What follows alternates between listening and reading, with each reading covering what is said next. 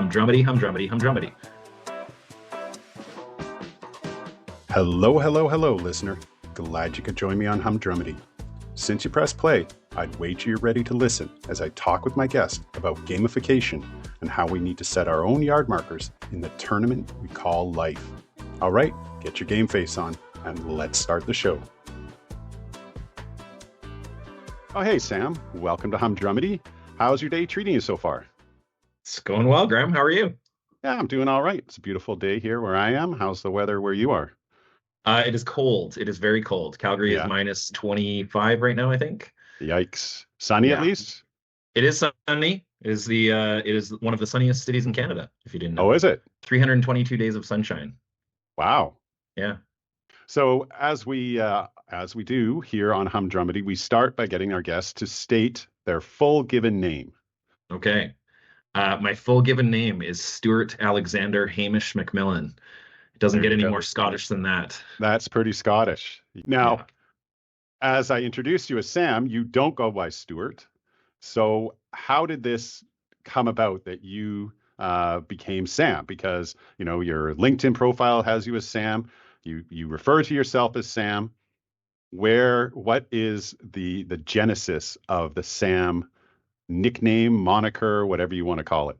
Yeah. Well, so the story that I've been told is that I was named Stuart Alexander McMillan on the day I was born. And my parents looked at the birth certificate and they said, "Oh, his initials are SAM. Let's call him Sam." And didn't bother to change the birth certificate, didn't change bother to anything legally or anything like that. And I'm not kidding. Like since that point, as far as I'm aware, I've been called Sam. Oh, So really? Yeah. legally speaking, everything is still Stuart, but I do not identify as a Stuart. I identify as a Sam. So So you never had a desire to say, like, you know what? I want to go by my actual given name. It's always been Sam for you.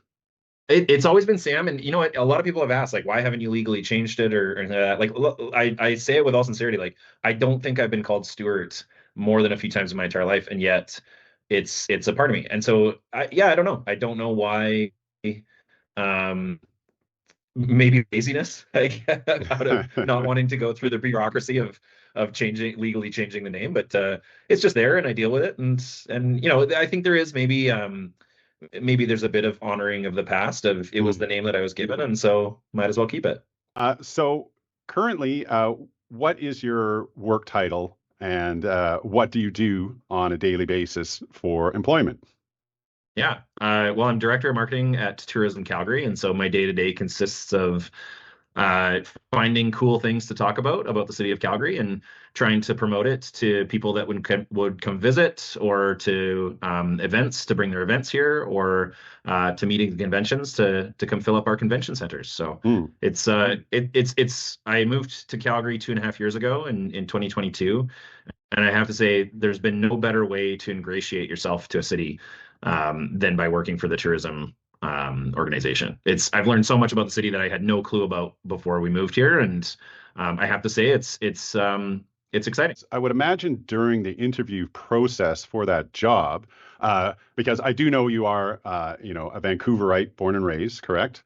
And so Correct. you're applying for a job with the city of Calgary with zero history or knowledge of the city, and now you're going to lead the marketing side of things for that city. So did you do any preparation before your interview? Did this come up as a topic? Like, yeah, Sam, we're really interested in you, but what do you know about Calgary exactly? Oh yeah, I obviously did a lot of research into the city, but the sales pitch for me was marketing is all about knowing your audience, and I am that audience, right? I live in, or at the time I lived in Vancouver, and Vancouver and Toronto are kind of the two primary areas that we target in terms of trying to give people reasons to come here. And so a big part of my sales pitch in the interview process was, hey, I am the target audience. I'm a middle-aged man with a family, and actually we do have in-laws here, so we weren't coming in totally blind, and I had been back and forth quite a few times. But yeah, it kind of ties into marketing is all about, it has very little to do with you yourself. It has much more to do with, well, who am I trying to talk to, Hmm. and can I get into their mindset and figure out, well, what would be of interest to them? them. So it was a big, I have to give my team credit. I lean on them quite heavily in terms of the intrinsic knowledge of Calgary. But in the 2.5 years that I've been here, I've learned a ton, and I feel like I could navigate around pretty easily now. So So, sort of being what you would, coin an outsider to that. And you mentioned this, that you yourself are the target audience. So you would say more of what you're trying to do is bring people to Calgary than promote Calgary within itself. Or is there a bit of cross, marketing in that? yeah, so it's interesting that you asked that actually, because I would say in the past 2 years, give or take, so slightly after the time that I started working there, there's a lot of psychology around what drives Canadian tourism in particular, and a big part of Canadian tourism is what we call VFR, so it's visiting friends and family. Mm, So a lot of domestic travel that takes place in Canada is actually just people going across the country, going to visit with their friends, their family, their in-laws, all of that sort of stuff. And so what was really interesting was is that we started to flip it a little bit, where as a tourism organization, yeah, our primary goal is to bring people from outside of the city into the city. But one strategy that we thought about in how to do that more effectively and far more cost effectively, and is to talk to locals to say, hey, you live in a great city, and here's all the things that are great about it. And a lot of people, oftentimes, when they live in a certain area, they don't do the touristy things, and so they don't know that they have this thing right around the corner from them, that when their in-laws come in or when their friends and family come in, that hey, I can take you to do this wonderful experience, and I didn't even realize that it was there. So yeah, absolutely, we talk a lot to primarily what we call our regional audience. So it's kind of 8 hour drive time outside of Calgary, as well as our domestic audience, so Vancouver and Toronto. But we've started to shift gears to start to talk to more Calgarians to not only build awareness of just all of the things that are going on in the city, but also to build a bit of pride of place, right? mm. We know based off of research that the prouder that somebody is about where they live, the more likely it is that they're going to recommend that people come and visit. So Yeah, and that's interesting because I've brought this up in a recent I did a new thing called a thought cast, and one of the things that I suggested, and it was 10 things to do in 2025 to help break your monotony, but it was explore your own city, and I don't think a lot of people actually do that. As soon as we go and we travel, we go to a new city, oh, we want to find out all about the new city. We find out what are the highlights, what museums, what galleries, what landmarks to go see, but we often forget to do that in our own city. And taking that time to be a tourist in our own city can certainly be something that can, break up your daily routine, and as you say, give you interest and pride in the place you live. oh yeah, and there's other benefits as well in terms of there's lots of research around how to maintain neuroplasticity. So the idea of brain health as you get older, new and novel things are a big part of brain health. Hmm. And the best example I've ever heard of how our brains work is imagine a ski slope. And as you ski that slope, tracks start to be formed, right? And the more you ski those tracks, the more formed they become. And doing things that fall outside of our regular routine allows us to take a step to kind of jump outside of those tracks from time to time and potentially form some new tracks. And I think this is one of the big things with travel in general, not necessarily even just within your own home, but travel in general, I think opens up your brain to those types of new experiences and forces you into, oh, this is different, and I need to think, and I can't just go into that automaton mode kind of thing, Mm. right? Yeah, yeah, definitely. It forces you out of your routines. And in some cases, there is always some kind of stress with traveling, but it's like anything. You are forcing yourself into a situation which you now must deal with it. You can't just go, run and hide back in your comfort zone.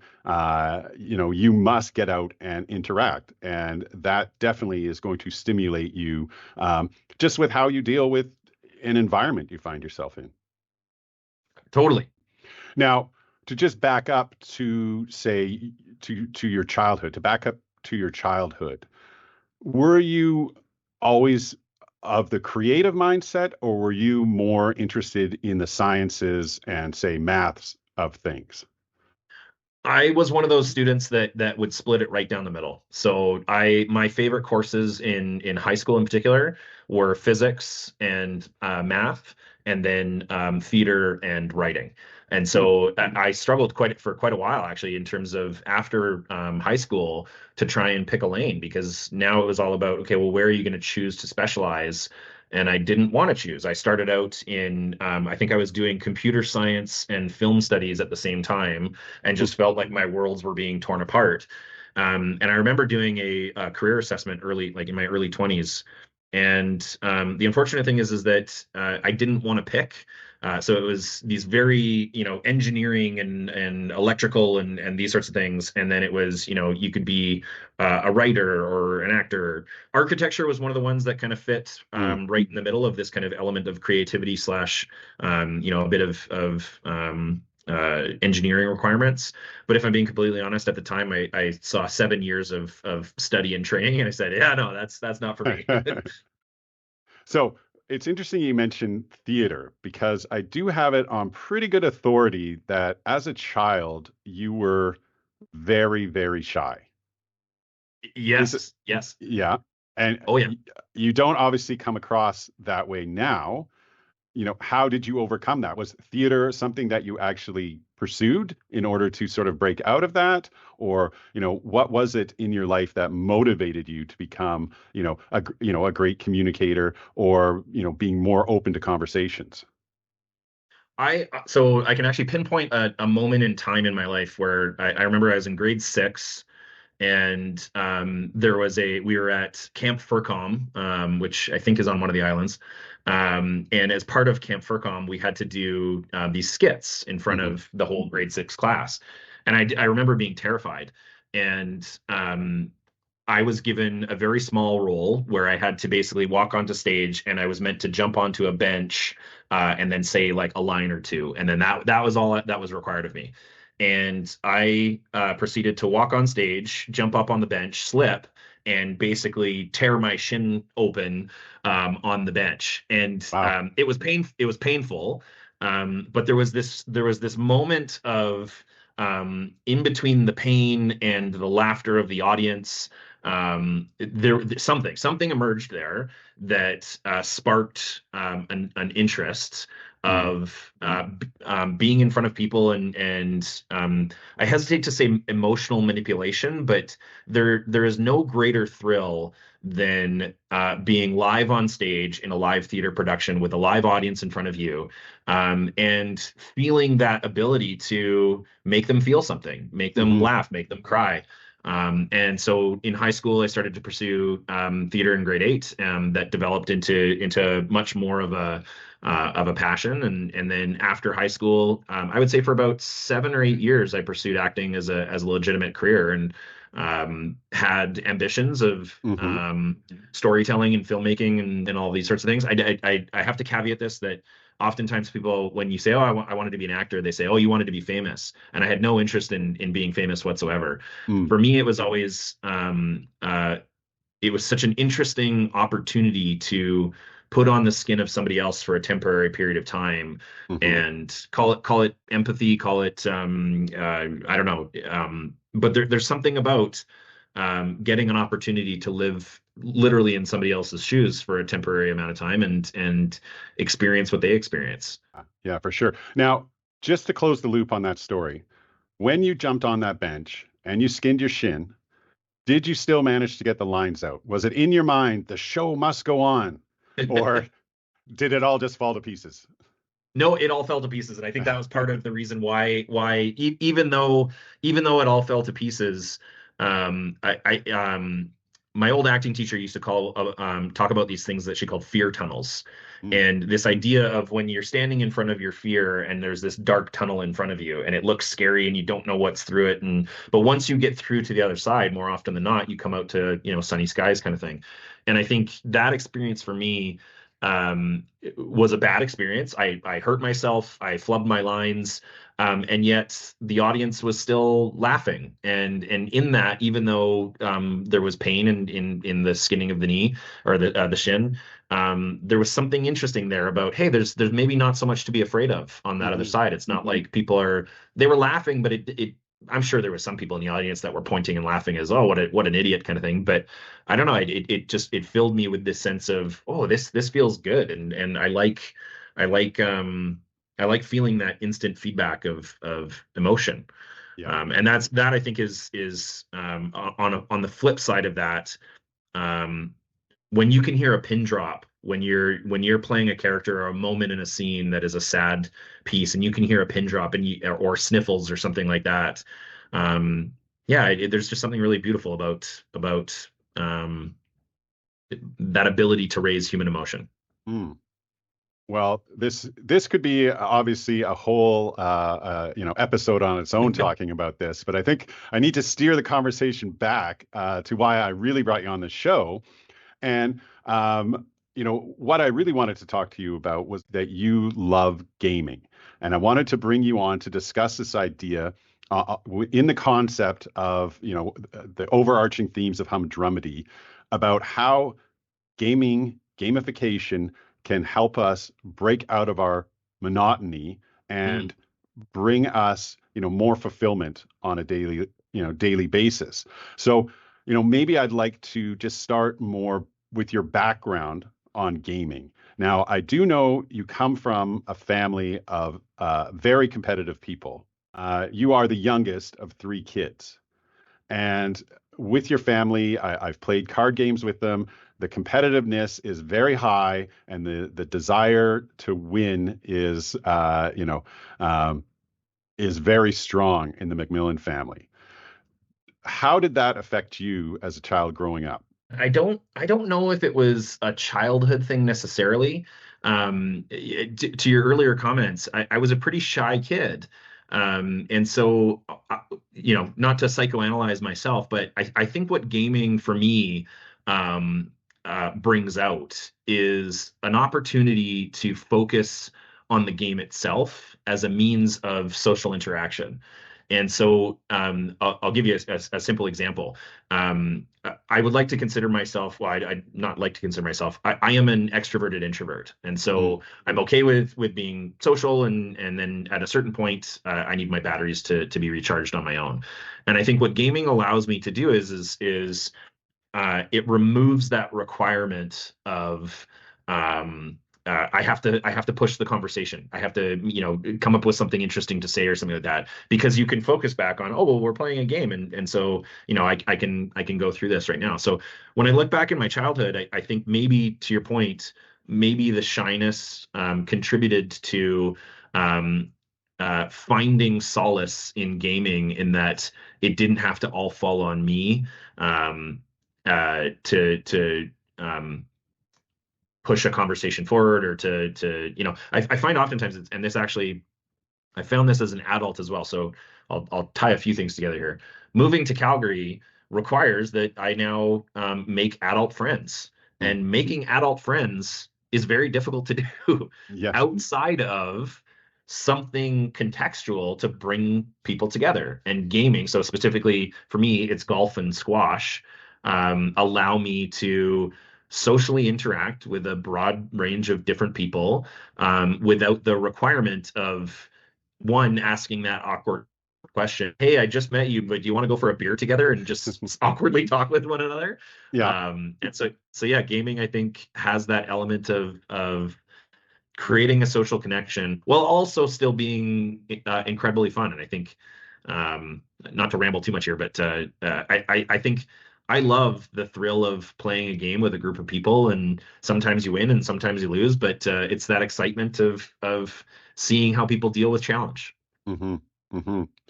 Yes, and having that, as you say, making new friends, but having that, common interest, obviously, of a game, and in what you mentioned, those the two sports, can really obviously it gives you an initial, commonality that you can share, and if at the very least you can talk about the game or the sport without having to get into personal details, it gives you that starting point for discussion with gaming. And when I was speaking of gaming, I'm thinking more of like board games, card games, things like that.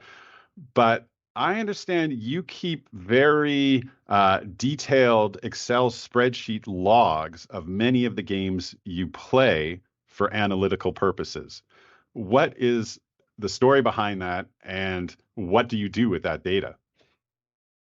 So this goes back to again, kind of what are the things that you can draw from to help inform conversation? So I'll give you a bit of context. One of the wonderful things that came out of the pandemic was March 20th. This was a buddy of mine who now lives in Toronto. Reached out and said, "Hey, we're all stuck at our homes, and we know that we're not going anywhere. So, what do you say we hop on a Teams call and play some board games together?" And so these are buddies that the first one I met in grade two, the other one I met in grade three. I've known these guys for 30 plus years, and coming out of the pandemic, it was just such a great opportunity to go, hey, it's Friday night, we got nowhere else to be, so let's log on and play games together. And as we have navigated out of the pandemic, we started to realize that we're like, you know what, this is actually something that we really enjoy doing. And in a way, especially for men, I find it was a social connection that acted both as just a fun thing to do, but also a bit of a support system for, one of my buddies lives in Saskatchewan, and I don't see him very often, but knowing that we've got this gaming that can happen every Friday, it's a great way to connect. And sometimes when you log on and it's just two of you, you'll have really deep, meaningful conversations with one another before you then get into the gaming. But where this all ties into is that a game in and of itself is not enough. You have to have games within the games, and this is where the spreadsheet comes into play. So it wasn't enough to go, oh hey, Brendan wins at this game all the time. We needed to have the proof behind it. Mm. And so this is where we developed what we call the board game scrolls. And when I say we, I really should place the blame on myself, but it was an opportunity to start to dig into the data and really identify what are the narratives that are coming out of our gaming together. And so this is a group of five of us that play on a regular basis. And what the data allows for is one, the removal of subjectivity. So no longer can somebody say, well, I'm the best at this. Well, no, actually, we've got the data to prove that you're not. So guess what? But it also, I think that the one of the core reasons why I started to develop this data was um, gaming is only so fun if it's competitive. Hmm. If you're playing with somebody that is miles ahead of you, and this goes for board games or video games or sports or whatever. If you're playing with somebody that's miles ahead of you, eventually it's not going to be fun anymore.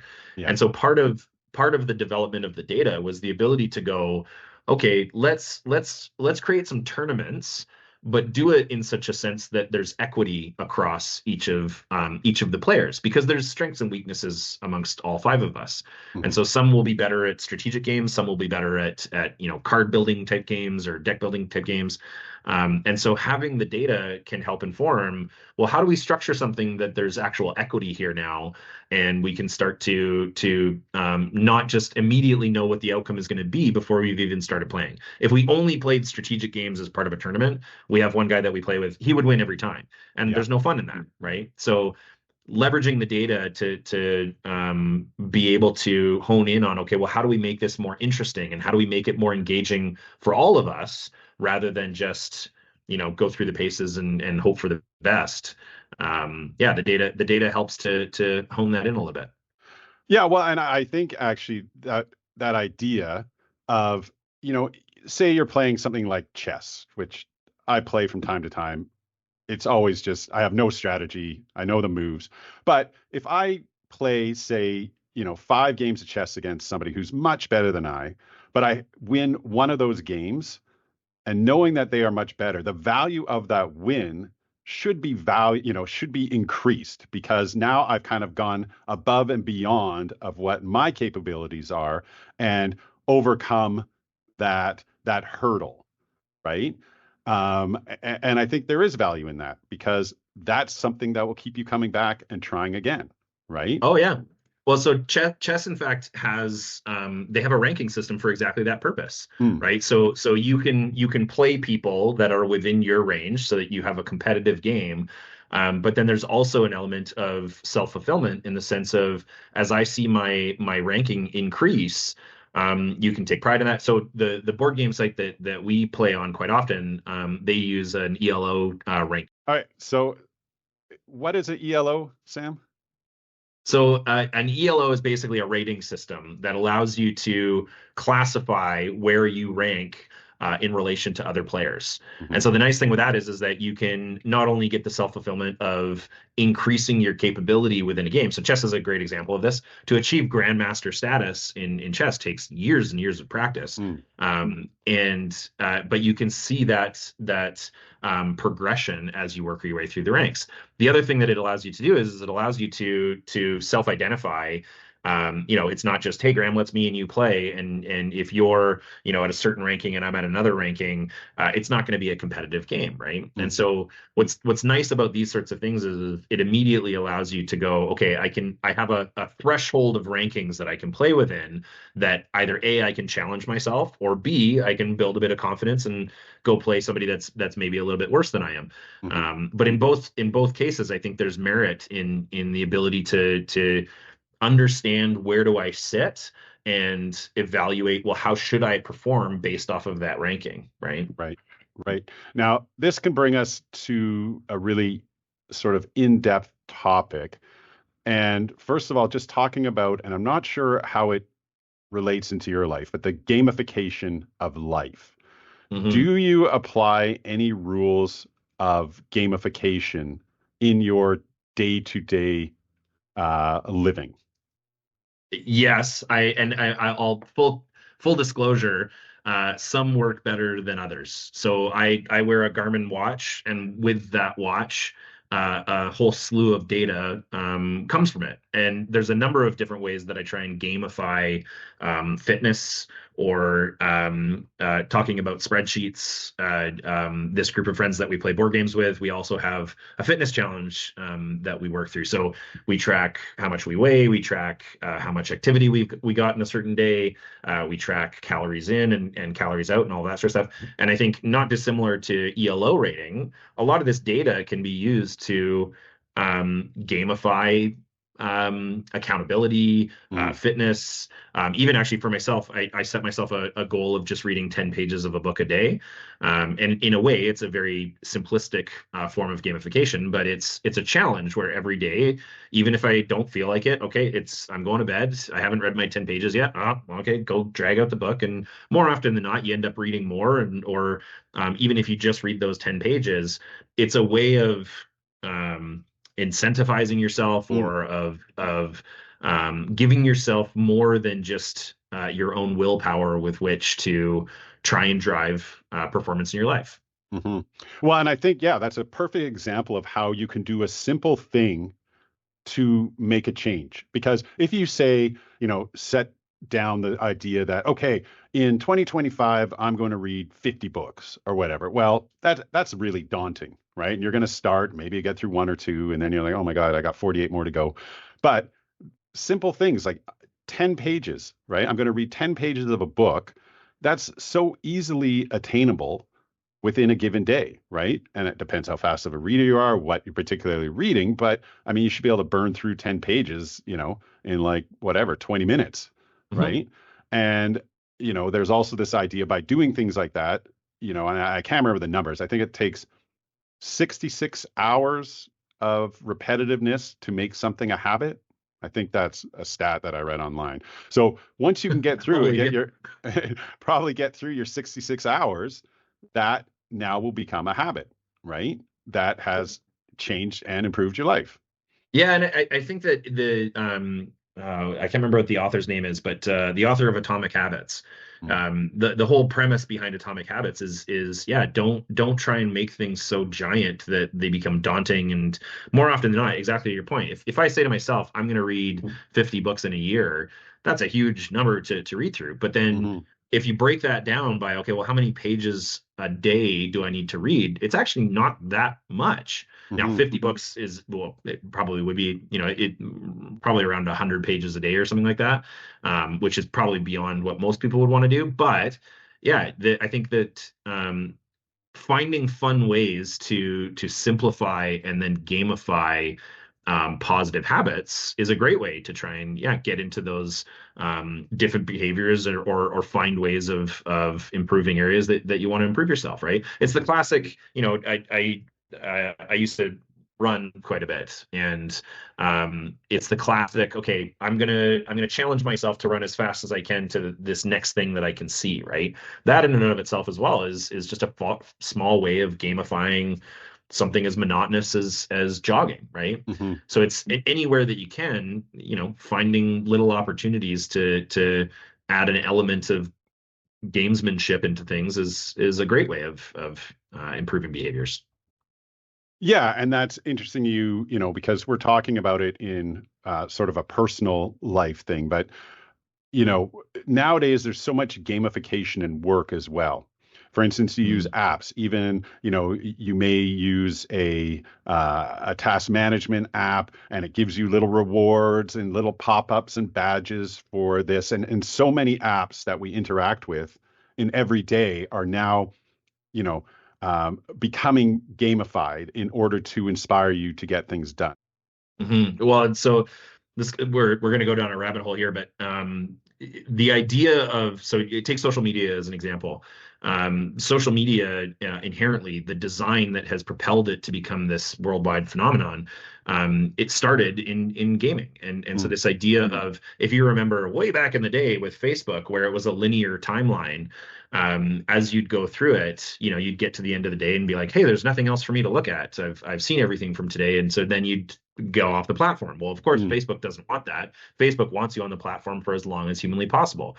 And so, absolutely, they started to introduce all sorts of different UI and UX components that added variable rewards. So I come from a gambling background. I worked at BC Lotteries for a number of years, and the psychology behind things like slot machines, you see everywhere now in mhm. app design and social media and things like that, for the sole reason that they work in terms of keeping people on site or in app or any of those sorts of things. So this is where I think that gamification can have negative aspects to it, because in a way it hijacks our pleasure centers of our brain and releases these small hits of dopamine that go, ooh, I like that. I should do more of this. And next thing you know, you're 3 hours in and it's 2 o'clock in the morning. And you're like, I gotta go to bed. Yeah. I can't look at another TikTok anymore. This is ridiculous. Yes, I mean the social media platforms, and I do try and keep off of them as much as I can, but I do find that, like, to promote my podcast, I joined Instagram, which I never was on before, and I just found myself last night. I went to bed, I wanted to get a good night's sleep, and then an hour and 20 minutes later, I'm still scrolling through Instagram things, and I'm like, what am I doing?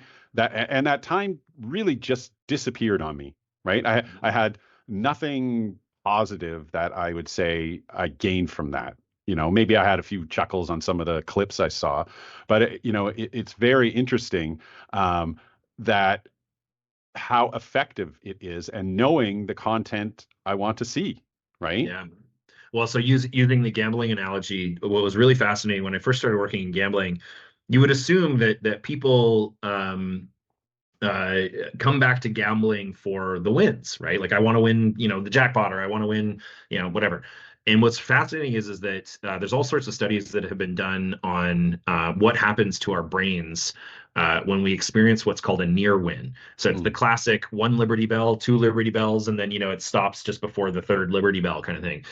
And it's actually not the win that our brains seek out. It's that anticipation of the win that our brains seek out that brings us back. And so when you think about social media sites, it's all variable rewards. So as mm, you're flicking through TikTok or Instagram or whatever your social media of choice is, it's this idea of, I don't know what I'm going to get next. Like, next swipe is, ooh, this is exciting, and it could be something great, or, oh no, oh, it's this person, I don't care about them, let's scroll on past kind of thing, right?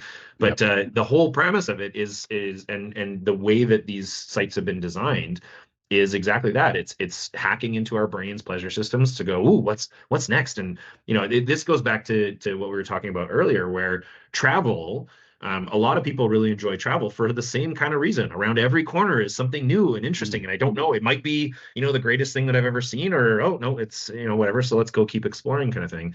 But I think our brains are intrinsically designed to seek out new and novel things, and so that's where gamification can be applied in a positive sense, in the sense of hacking those brain centers to develop positive behaviors. But just as equally, the flip side of that coin is the ability to go into really negative dark spaces. Yeah, and it's interesting, you're talking about working for the BC Lottery Corporation, and it, the proliferation of online gambling sites has just exploded. I know you like to watch, sports on TV. I watch sports on TV, and it's like every third ad, it seems, and the sponsorship is always some online gambling site.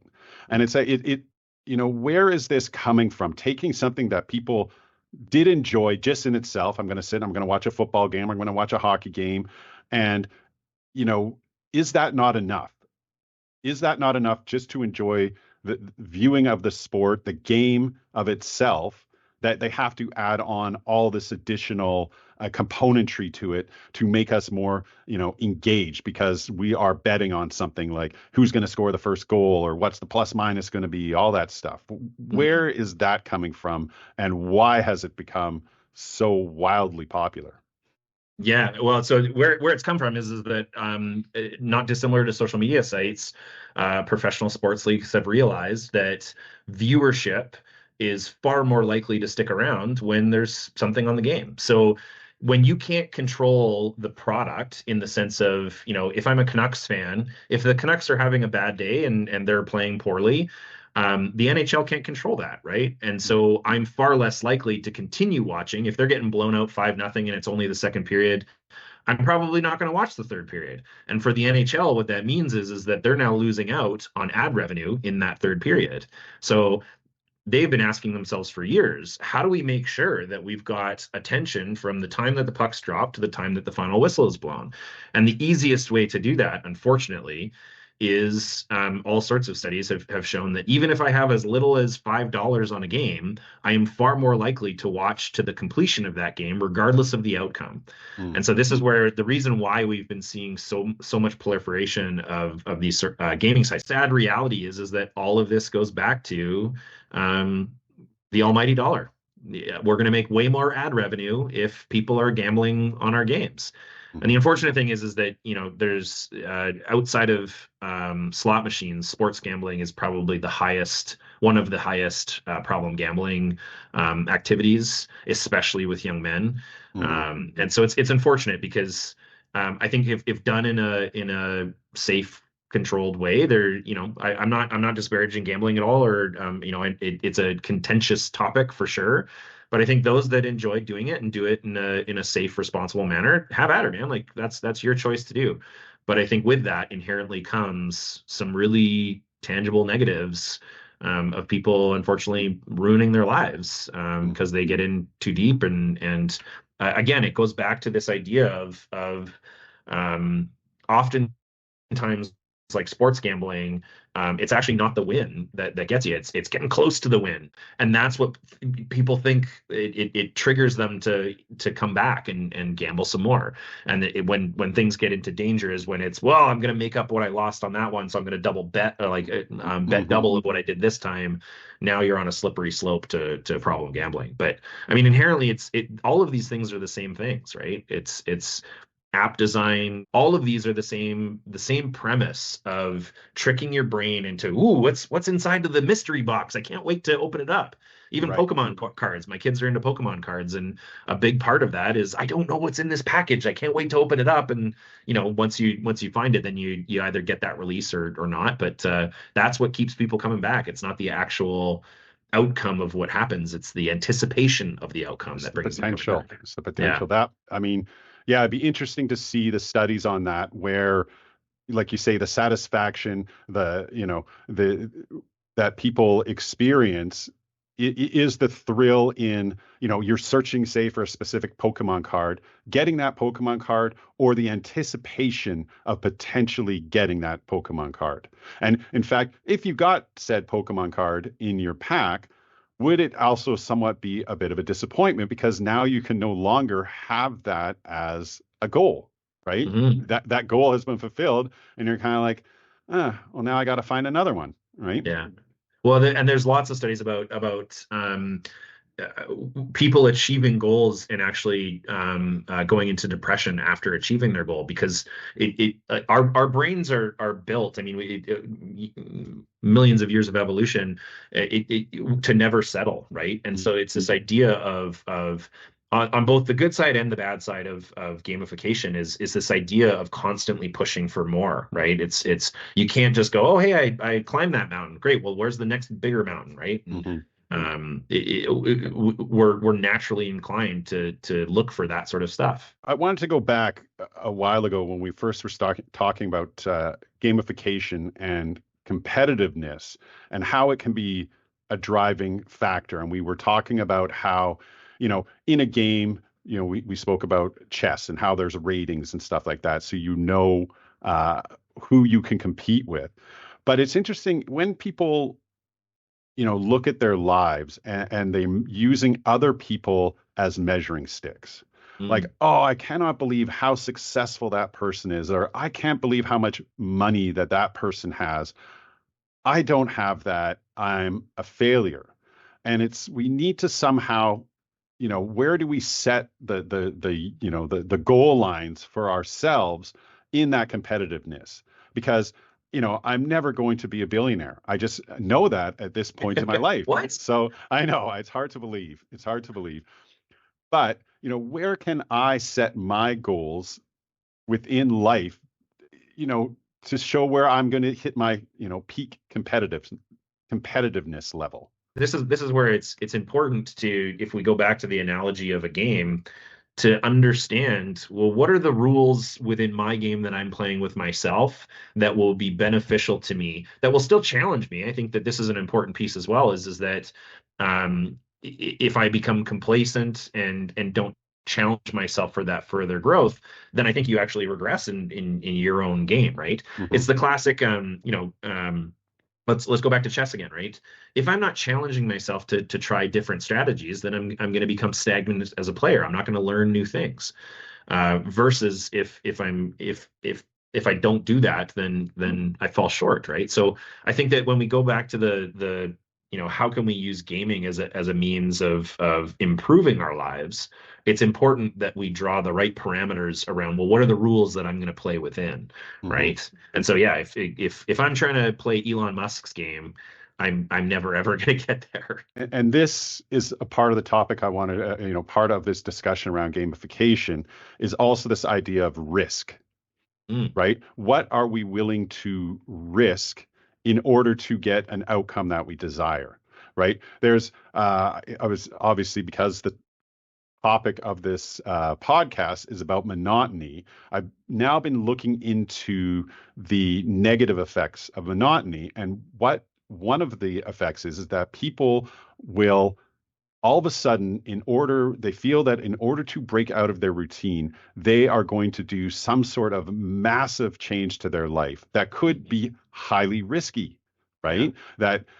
And it often will lead to behavior like that. At the same time, monotony can easily lead to, bad behavior insofar as addictions to drugs, because you need that something to change your life, addiction to gaming, because that gives you those thrills, right? So we need to look at, where can we find the risks that we can survive the loss in that scenario. A good example of um, trying to find risk is also risk, call it risk or comfort zone or fear or whatever those things may or may not be. I think this goes back to your point. If I'm taking risks that are beyond let's go back to the Elon Musk example, right? If I'm taking risk to try to get into that billionaire category, there's a very strong possibility that the inverse of losing that is going to be pretty detrimental if I'm trying to Mm, get to that type of level. So what I try and do on a fairly regular basis, and admittedly, I'm not great at this all the time, but I'll use a really simple example. Being new in a new city, requires that you sometimes step outside of your comfort zone. And it's easy to go to networking events and things like that and go, oh, I know these two people. I'm going to go hang out with those two people.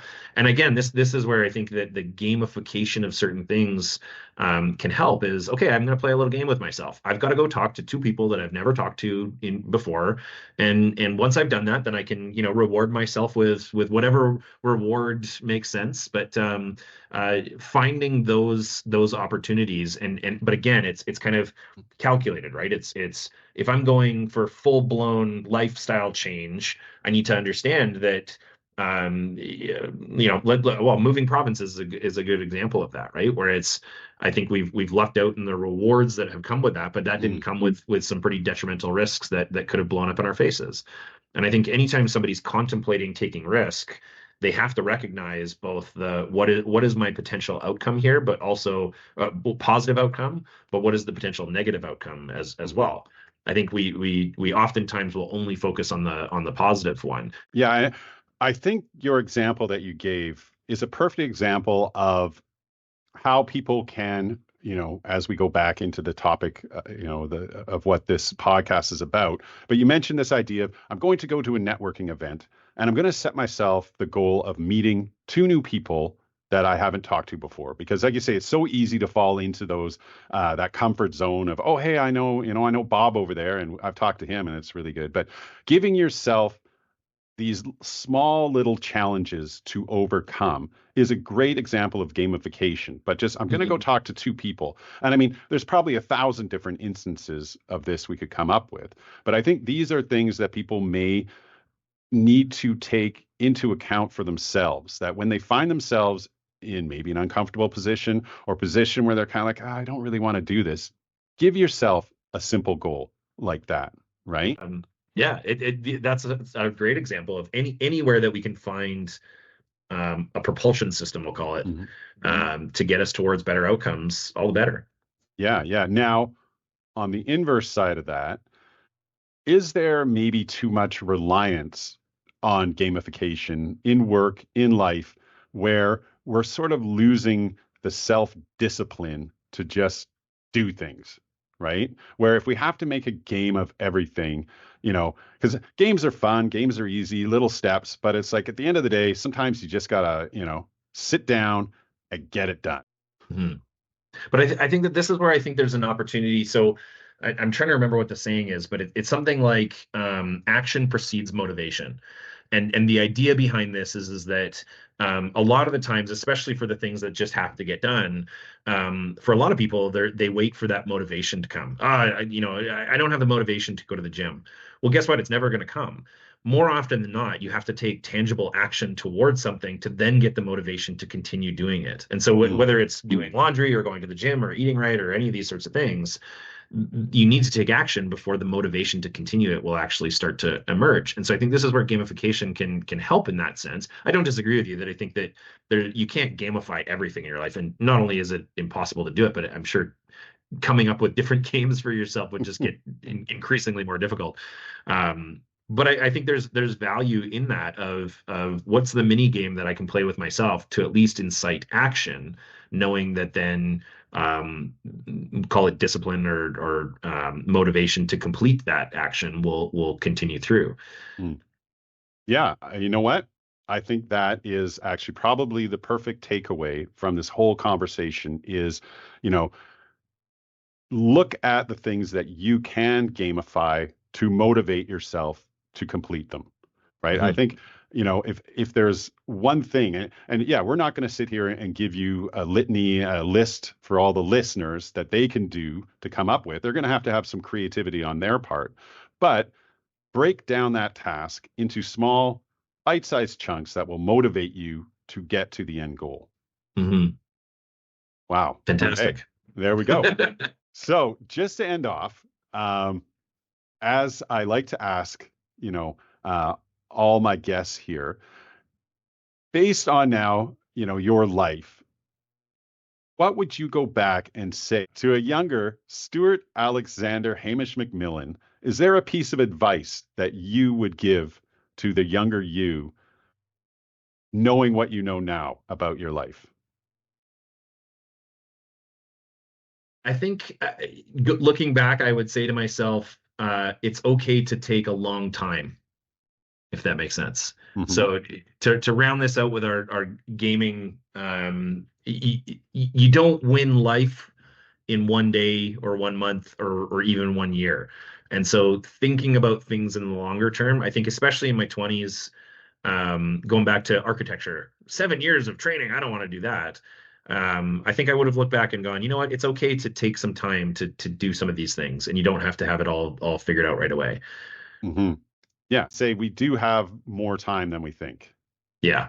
Yeah. It's Oh, what's the saying? You can achieve, overemphasize what we can achieve in a day, and we underemphasize what we can achieve in a year. mm, wow, that's a good one. I like that. So just to end off, I like to take the question I just asked you and invert it. So young Sam Macmillan gets to see the current Sam Macmillan. What would he see? What would his comment be on the man that he has become? Ooh, that's a great question. I'm sure he would probably say, go take some more risks. Mm, I think yeah, like in your 20s, it's easy, right? There's nothing holding you back from going, I'm going to go over here, or I'm going to go over there. And I think as we get older and get into our 30s and 40s, that things start to solidify a little bit, both in terms of how we think and but also in how we act. And I think this is where I think travel or giving yourself little opportunities to step outside or do things that maybe feel uncomfortable. I have a very comfortable life now, and I think that my younger self might say, hey, go take some chances with maybe stepping outside of that comfort for a little bit. but did you feel, say, in your 20s, that there was this pressure to succeed? Like, I need to be getting onto a career sooner than later, right? Like there may be pressure from your family, or you're seeing your siblings already choosing a career and going that way, or friends, and you're like, man, okay, I don't have the time to be frivolous. I need to, step it up and make some choices. Absolutely. I like take acting as an example. I remember both of my parents. They were supportive of me doing acting, but they always caveat it with, have a backup plan. Mm, And it wasn't until I started making money at it that maybe there was some opportunity here. And as a 20-year-old, yeah, you start to see some friends that take that immediate path of they go to college and they graduate and then they've got the career and they're starting to buy cars and houses and get married and all of these sorts of things. And for sure but again, this is a good way to bring it back to, I was looking at the wrong board game, right? Like I was looking at their it's the classic, I don't know what they're into. And for who knows, they could be 40 years old now and hating life and because they went down too quick of a path. I right? think that it goes back to, if I could go back to my 20-year-old self, it'd be, play your own game, and understand what that game is. I think that's an important piece of it, is Mm, trying to spend time to craft your own rules and craft your own board game, so to speak.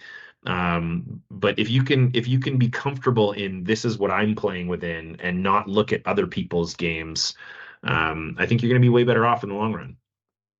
yeah, and I think that brings us back to that topic where we talked about competitiveness with, measured by other people's yardsticks, right? Like if you're Mhm. trying to play the billionaire game, well, is that the game that you really want to be playing?